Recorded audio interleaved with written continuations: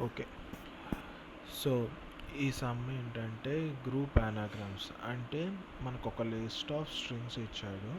ఆ స్ట్రింగ్స్‌లో ఆహ్, ఉన్న అనాగ్రామ్స్‌ని గ్రూప్ చేసి రిటర్న్ చేయాలి.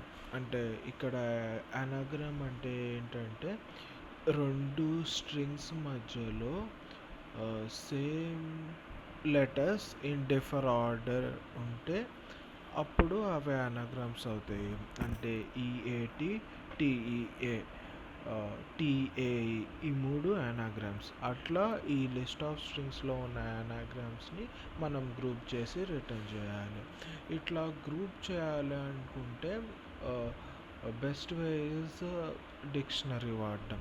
డిక్ష్ డిక్షనరీ వాడేటప్పుడు ఏమైద్దంటే మనకొక కీ వాల్యూ పేర్స్ ఉంటాయి కాబట్టి ఇట్లా మనం ఈ అనాగ్రామ్స్ అన్నిటి మధ్య ఉన్న ఒక సేమ్ వాల్యూని కీగా తీసుకున్నామనుకో, అప్పుడు జస్ట్ ఆ ఎర్రే మొత్తాన్ని ఒక రౌండ్ వేస్తా మనం అక్కడ ఎక్కడైతే ఆ వాల్యూకి సంబంధించిన స్ట్రింగ్ వచ్చిందో ఆ స్ట్రింగ్ని దానిలో కలిపేస్తే సరిపోతుంది.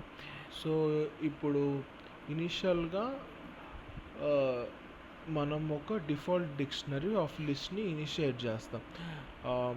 ఇనిషియేట్ చేసిన తర్వాత ఈ స్ట్రింగ్స్ అన్నిటినీ లూప్ చేస్తా వీటన్నిటి మధ్య సేమ్ ఉన్న కీస్గా ఏది పెట్టుకోవచ్చు, ఒక గ్రూప్ ఆఫ్ అనాగ్రామ్స్కి కీగా ఏది పెట్టుకోవచ్చు. ఏది అంటే ఇప్పుడు అన్ని అనాగ్రామ్స్లో సేమ్ నెంబర్ ఆఫ్ లెటర్స్ ఉండాలి. సో ఇప్పుడు మనం ఏ నుండి జెడ్ దాకా అన్ని లెటర్స్ని తీసుకొని ప్రతి వర్డ్కి ఒక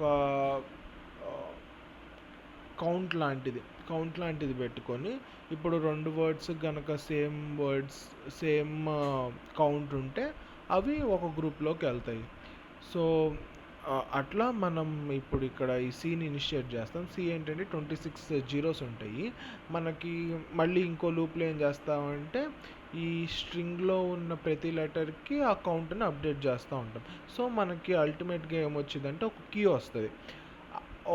ఆ తర్వాత మనం ఇప్పుడు ఆ కీని బట్టి మన దగ్గర ఉన్న స్ట్రింగ్ని ఆ డిక్షనరీలో యాడ్ చేస్తాం, ఆన్స్ డిక్షనరీలో.